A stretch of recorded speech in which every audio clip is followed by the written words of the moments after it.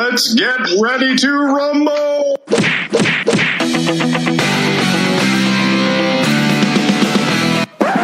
Welcome to Boxing Unwrapped.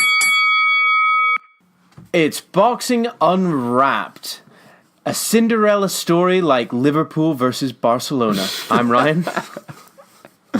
You give away when we record these things. That's my only concern, Ryan. I know, right? We can never do them like, like in a whole group unless I can start like predicting the future, like the Simpsons. Yeah, well, we could try it. We could try it. That was a great result for Tottenham, going away and beating Ajax. Unbelievable. I mean, the goal to be scored in the 33rd minute like that was just incredible. Absolutely incredible. I hear Pochettino's flying back to Argentina as we speak. Oh dear, we'll feel bad if that comes true. I know, amazing. Right, guys. So, just a reminder: please don't forget to continue rating us and leaving comments and everything, because it's still a thing we need to do. We still do not have enough 5-star ratings. It's not completed. It's not completed. We've not won. Not one. You still need to keep doing it because it really, really, really helps us. Just because, like, especially like if we're trying to get interviews and they look at our podcast and they see like 7 ratings, they're like, "Who the fuck are these cowboys?"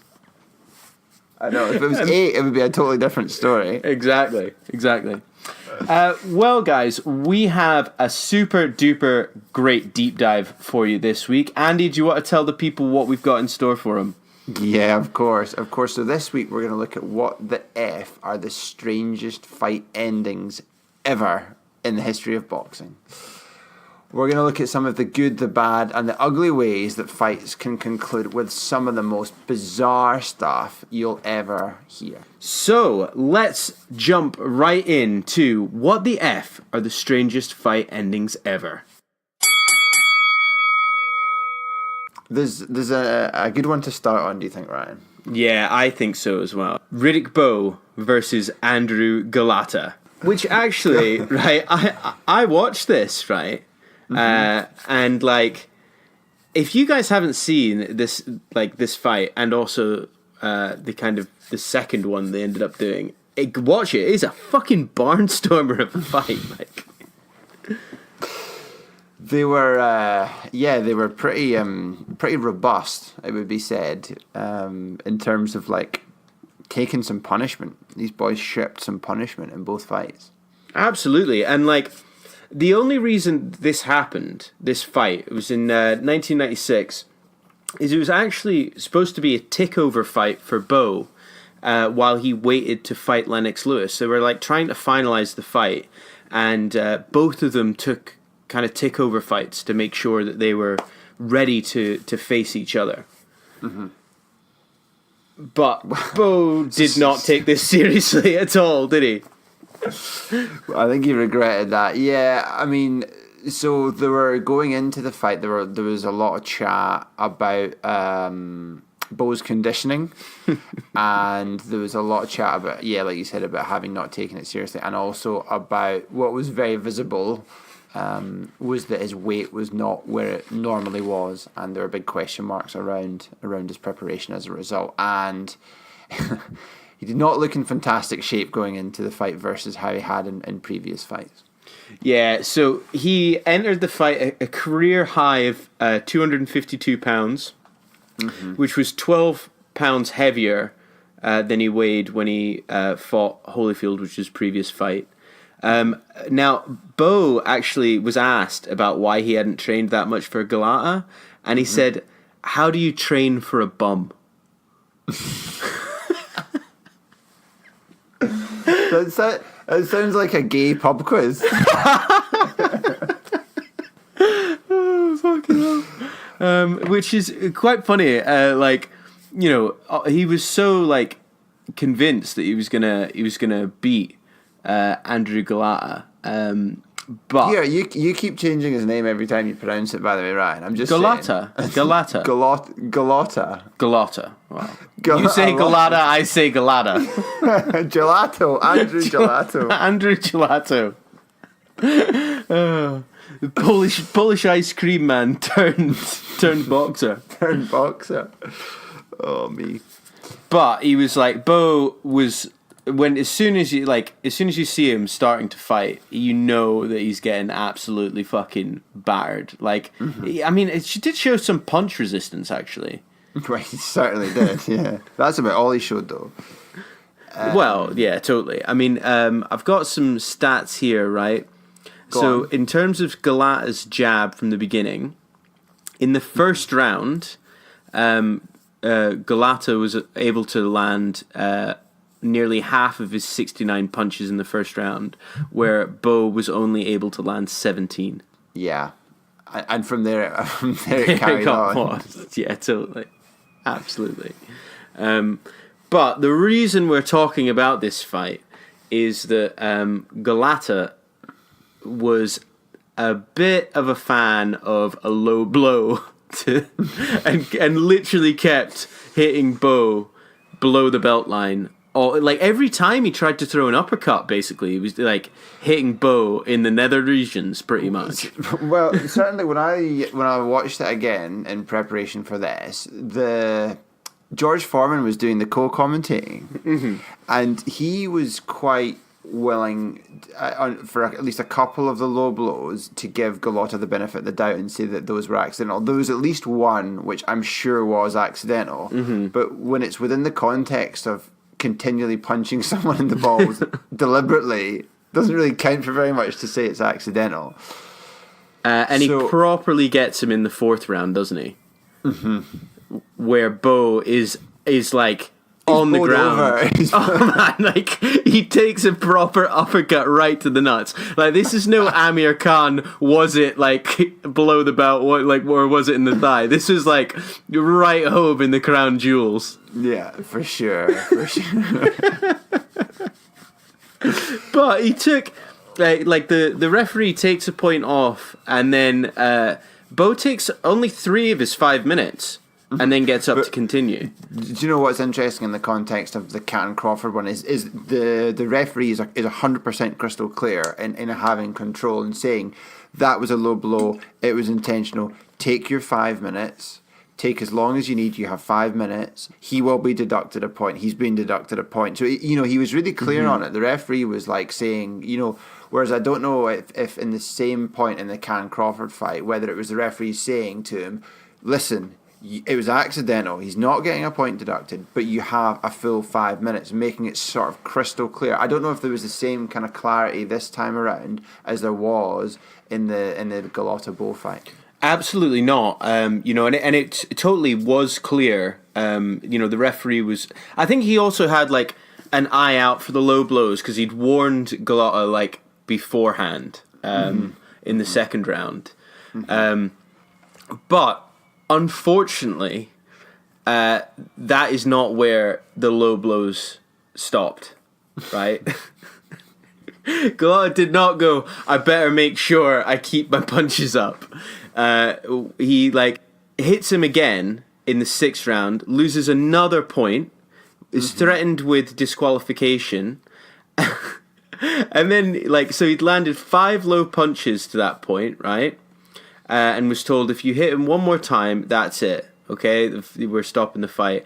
And then, in the 7th round, he fucking drops Bo again right in the fucking balls as well. It's so bad.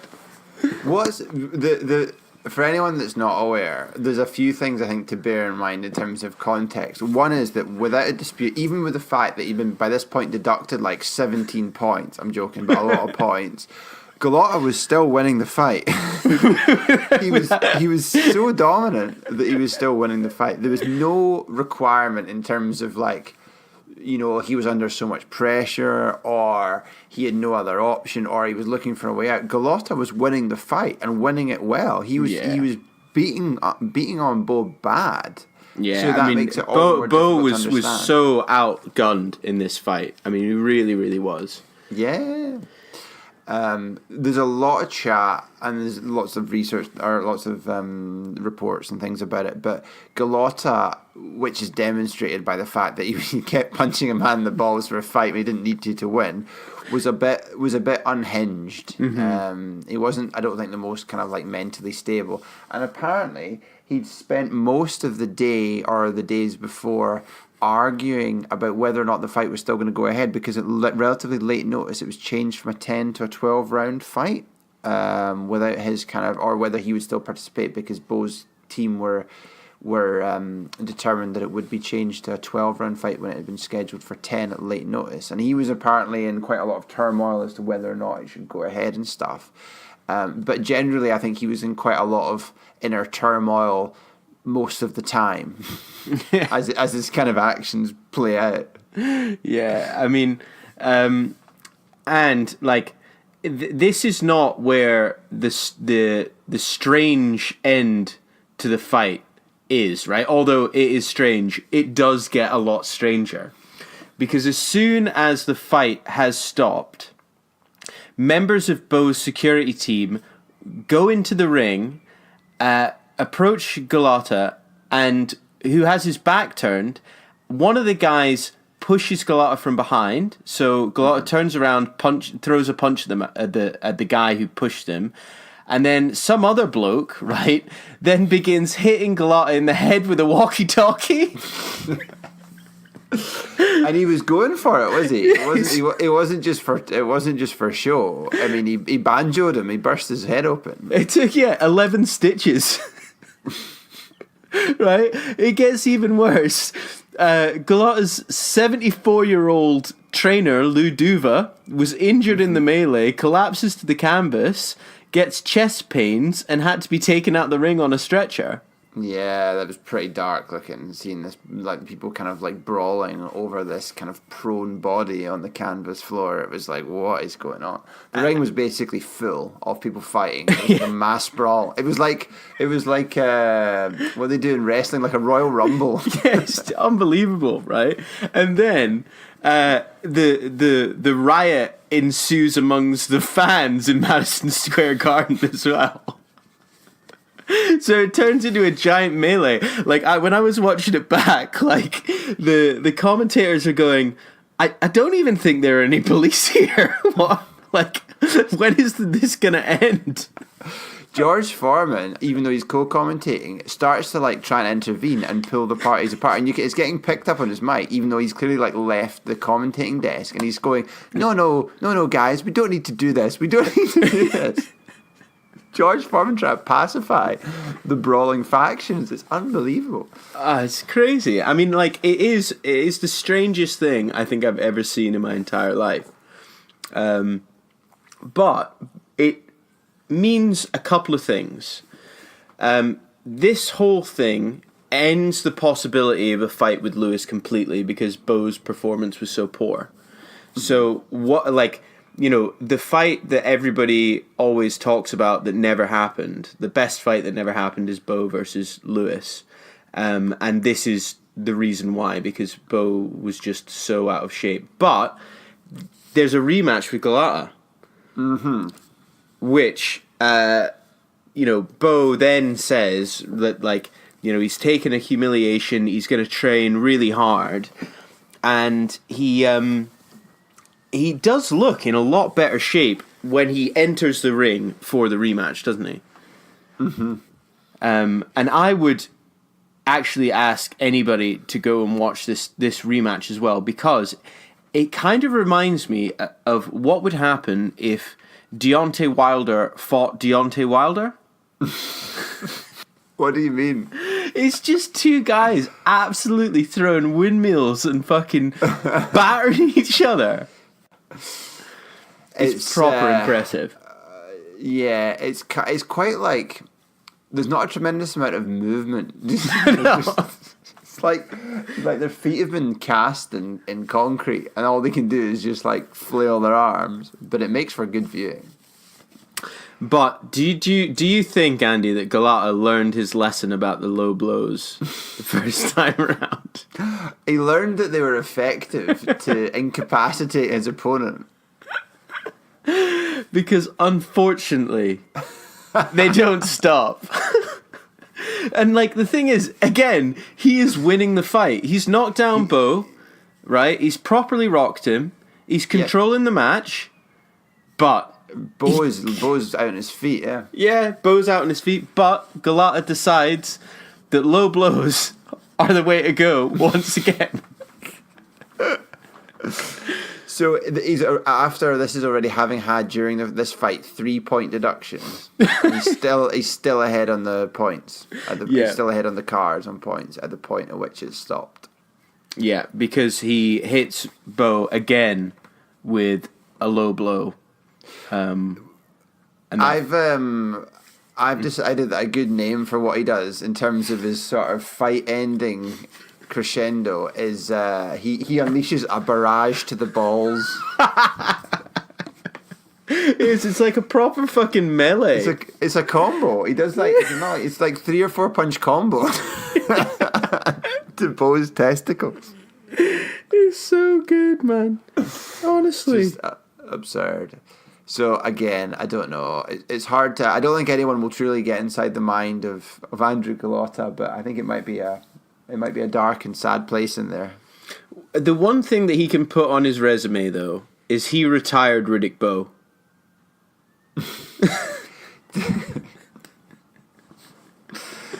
Was that it? Yeah, that's it. Was that it for Bowe? That was Bowe. He announced his retirement from boxing at 29 after the Golota rematch. Right? He's like, I don't have it anymore. Or he's like, my testicles can't take anymore. I'm not fighting him again.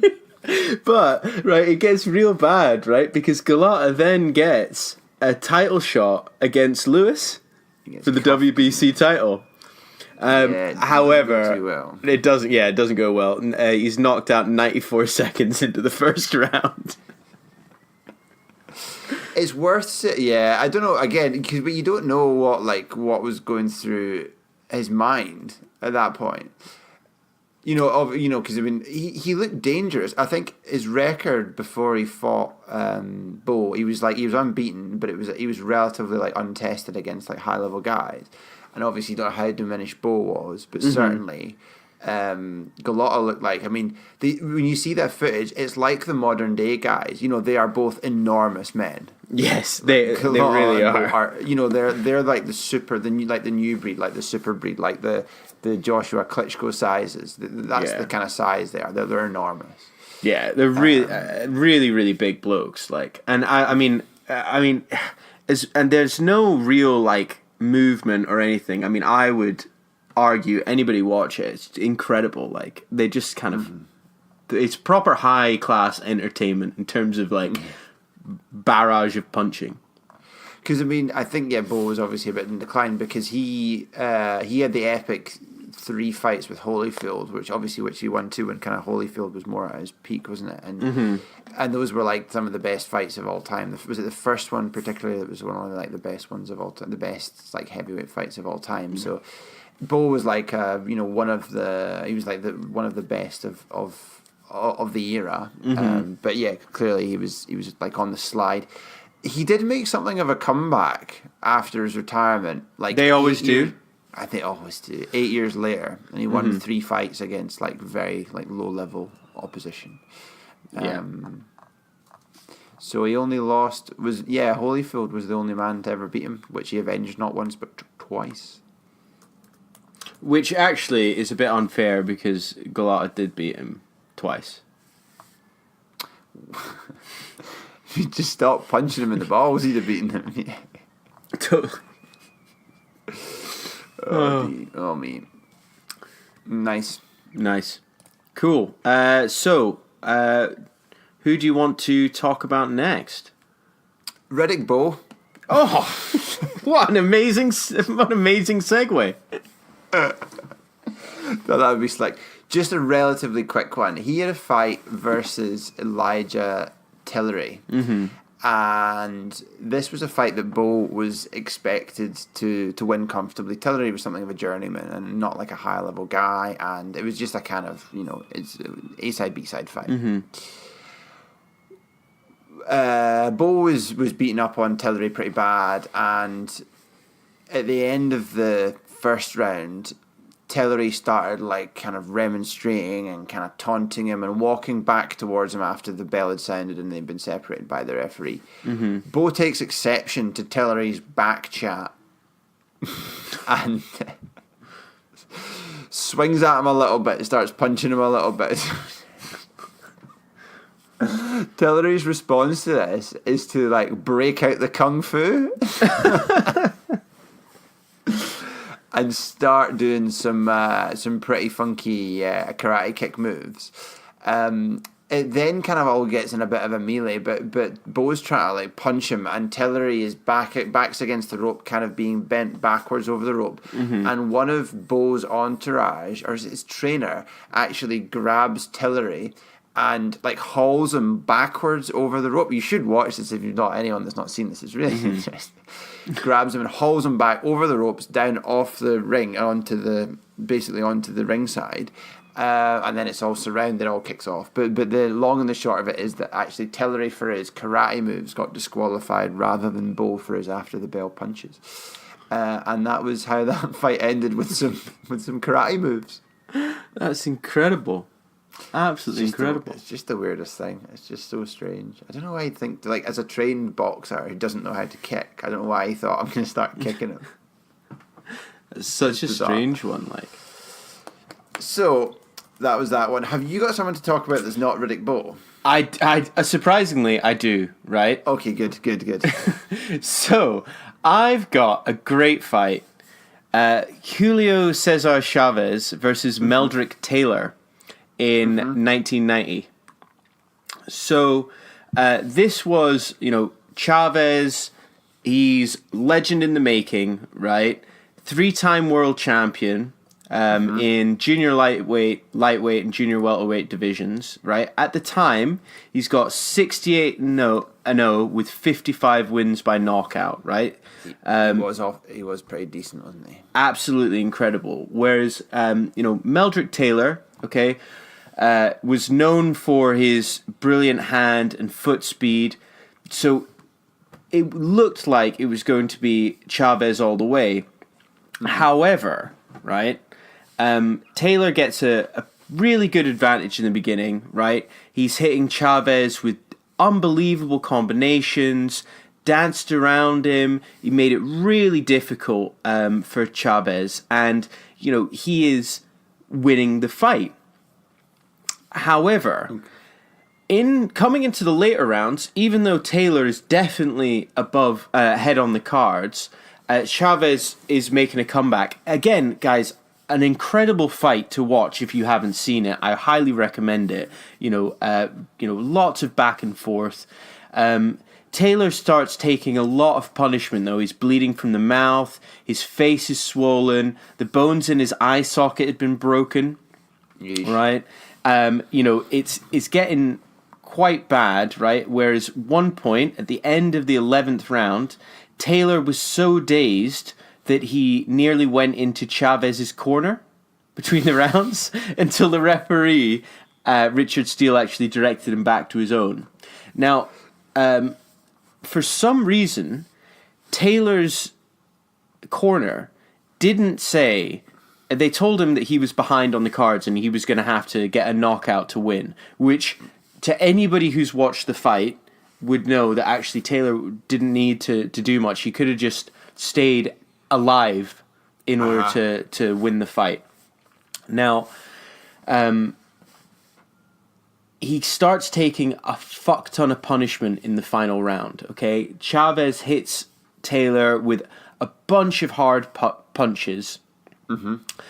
And with 25 seconds to go, Chavez hits him with a hard right, which causes Taylor to stagger forward, and then Chavez knocks Taylor down at the ground. I mean, an incredible knockdown.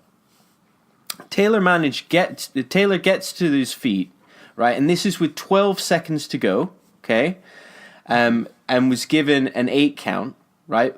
With 2 seconds to go on the clock, Richard Steele asks Taylor if he was okay to continue fighting. Taylor doesn't answer, so Steele calls off the fight, resulting in a TKO victory for Chavez with 2 seconds to go in the bout, right?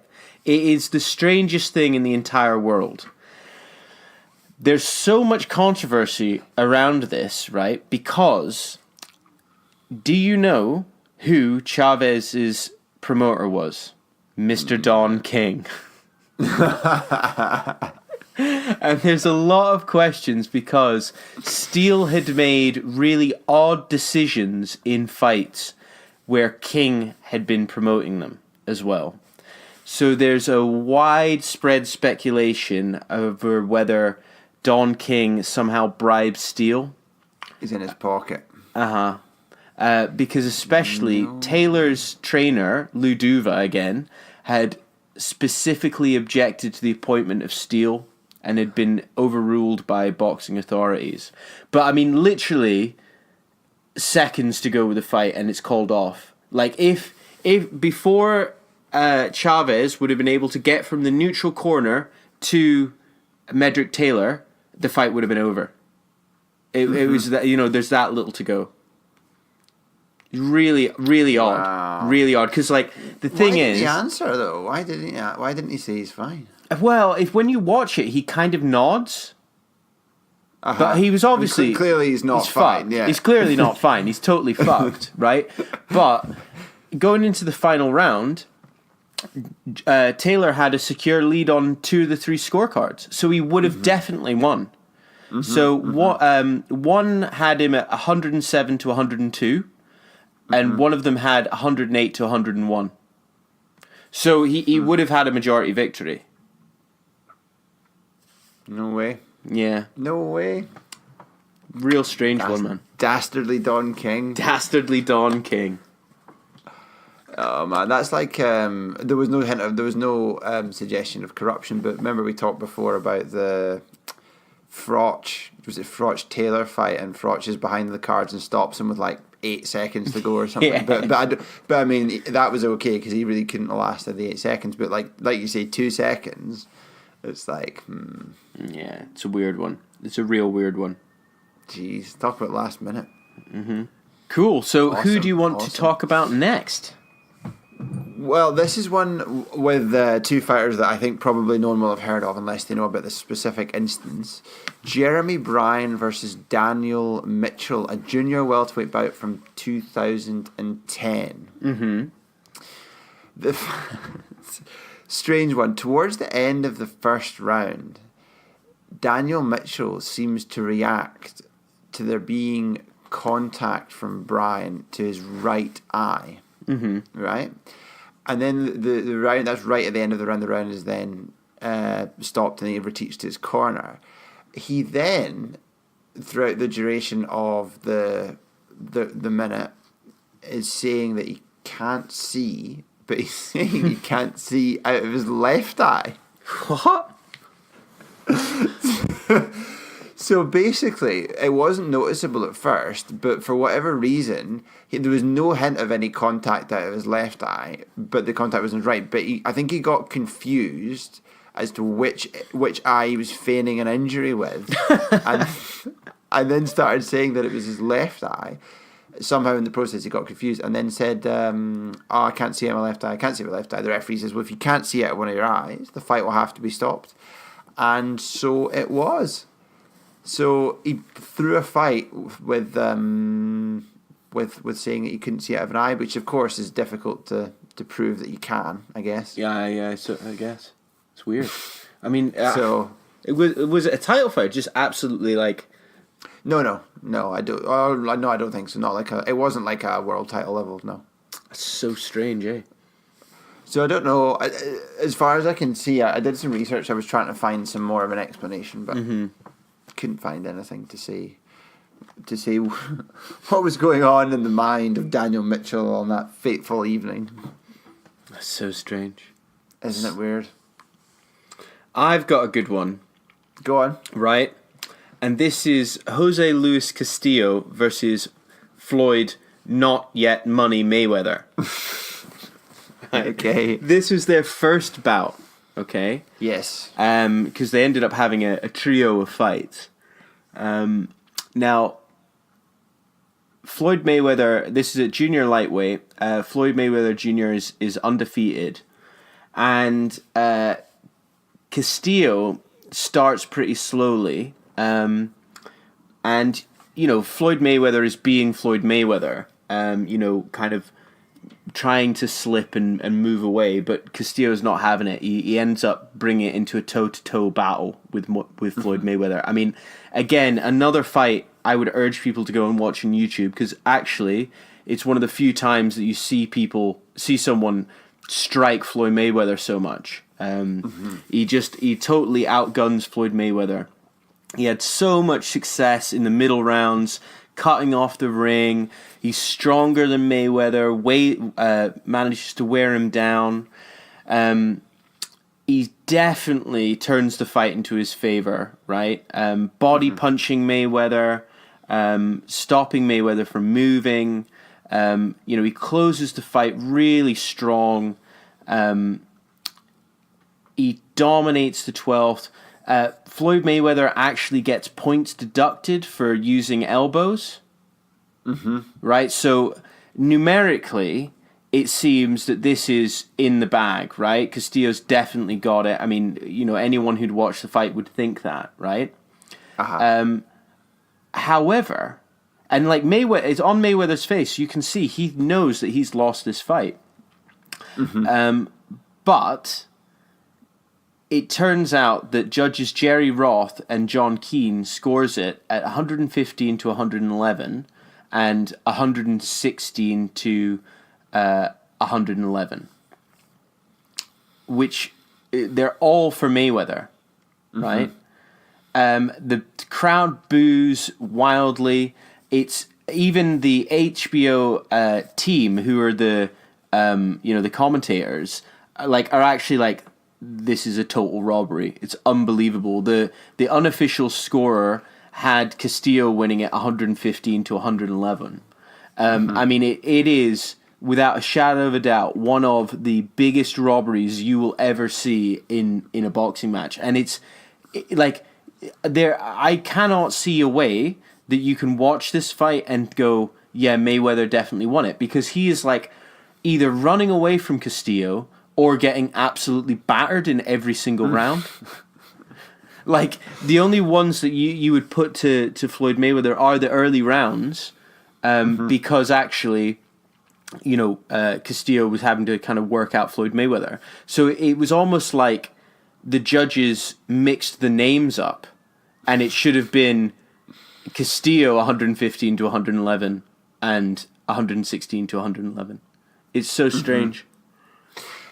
Yeah, I remember. I didn't watch it that recently, but I have watched it, and I mean, it's pretty clear. I think most, if not all, were like, Castillo won the fight. So it's quite a good one to have in the locker when anyone goes on about, Mayweather, the greatest, unbeaten. You say, well, he was unbeaten, but he shouldn't have been, because Castillo beat him, and he didn't get awarded it, but he did beat him.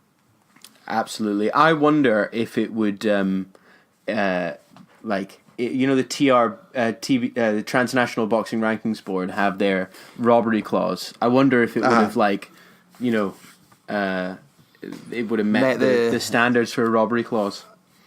Interesting. It was before they were formed, was it? Yeah, it was. Yeah. I bet it was. Was it like if 3/4 of the members? Well, I think more than 3/4 of the pundits and analysts watching thought that Castillo won it. So maybe he did win it. Did very well. Cool. Okay, I've got another one slightly less famous, right, in terms of the fighters involved. John Meekins versus Muhammad Kawaya. Okay. Kawaya? I'm not pronouncing that correctly. Anyway, it's a relatively short fight, and these boys are going for it. This is kind of, I'm not quite sure, is it 80s, 70s, 80s? But back in the day, but it's not like a super high level fight. It's a kind of filler for a card fight. Anyway, they exchange knockdowns, and then Meekins then knocks down Kawaya and follows up after Kawaya takes the count. Right, okay. Kawaya's back's on the rope as Meekins is pummeling him. Okay. Kinky. Right. So at this point, the referee's seeing the amount of abuse that Kalia has taken, and he steps in to halt the fight and declare Meekins as the winner. Right. But literally at the exact instantaneous moment that he's stepping towards Kalia to say, no, you've had enough, the fight's over, Kalia actually lands like a Hail Mary right on Meekins. knocks him down like heavily.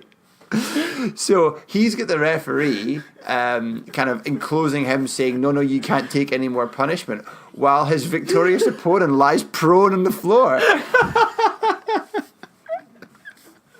Oh, that's class. So Kalia is like, spends the next like 5 minutes running about the ring, like celebrating, declaring himself as the winner, where actual fact, Meekins has been declared the winner by TKO because the point at which he's lying prone on the floor and he takes longer than a 10 count to get back up. That's ruled as not involved in the fight because the fight was already declared as soon as the ref stepped in to say the fight was over because Kalia had taken so much abuse. The ref did stop it prematurely, clearly, because one of the things is like, are they in a position to defend themselves? Are they in a position to fire back? Well, definitively yes, he's in a position to fire back because he knocked the other boy out. Fuck, so funny. It's just hilarious. So yeah. So there you go. It's worth watching. It's the strangest thing. Gotta check it out. They're doing this like 3-man dance. Which ends up with Meekins the winner, knocked out. Awesome. So well, I think we've got time for one last one, Andy. Do you have one last one in your tool shed? Beg your pardon. I've got one last one. Do you have one last one? No, I don't have one last one. Okay. I've spent mine. You spent your load. Jesse Vargas versus Timothy Bradley. Mm-hmm. Okay, Bradley is miles ahead on the scorecard going into the final round of their fight. Right. Okay. Vargas, obviously knowing that he's miles behind, kind of goes for it during the last round, and with 20 seconds to go, connects and badly wobbles Bradley. Right. Okay. So it's not a count because he's not knocked down, but he's literally like wobbling and reeling over the ring. Vargas smells blood and goes in for the kill, and he's got enough time. He's got 20 seconds left to complete the attack and to stop Bradley and to win the fight, snatching victory from the jaws of defeat. Okay. With 10 seconds left of the fight, of the round and therefore the fight, the 10-second warning bell is sounded. Right, okay. Which the referee mistakenly hears as end of round, so he waves off Vargas's attack. Vargas thinks he's won the fight because the referee's called a halt to it because Bradley's not in a position to continue, and goes on to the turnbuckle to do the standard celebration. Yeah. Bradley's a bit confused. The referee's very confused when someone tells him, "You fucking nugget, that wasn't the bell for the end of the fight." The referee was keen to point out that it was an honest mistake, but in the absence of any other course of action, they had to go to the scorecards and declare that Bradley was the winner, even though there's a very high chance that if the fight wasn't stopped 10 seconds prematurely, he would not have made it to the final bell because of how bad shape he was in. Jesus Christ. I know. Saved by the bell. Saved by the bell. Saved by the not bell. saved by the bell that shouldn't have been the bell. Misinterpreted bell. So yeah. It's really bizarre. And like, I don't know, I feel kind of bad. The referee's kind of like a bit older. I wonder if he was slightly hard of hearing. He said it's not uncommon to miss the 10-second bell in a noisy arena. The 10-second warning, and then the last one is obviously you think is the end of the fight. So he said, and he was keen to point out that it was an honest mistake. So there we go. There we go. There we go. Well, listeners, it would be really interesting to know if there's any that we've missed that you think we should have covered. So let us know on the Facebook page. Like, we did deliberately try and go for ones that we have not mentioned on this show before, just to kind of keep it fresh, keep it new. Yeah, but Which broadly we did, I think. Yeah, I think we made did, passing yeah. reference to some of them. I think Galata maybe ain't got a mention before, Eddie, but that's too good. You can't not talk about that. the low blows, just like, and if you haven't seen it, go onto YouTube and watch it. There, you can even get like kind of like these cut versions where it shows you every low blow. They're great. Oh, me. Yeah. Yeah, it's worth definitely, for the fight and for the aftermath, it's definitely worth watching. Totally. It's incredible. Absolutely incredible. Well, guys, that is our deep dive for the week. We'll have some more stuff for you next week. But don't forget, please vote for us in the Listener's Choice Awards, the British Podcasting Awards. Go on there and just look for Boxing Unwrapped and give us a vote, because it would be great to see if we actually get any votes. But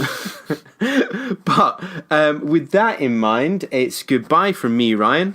And goodbye from me, Andrew.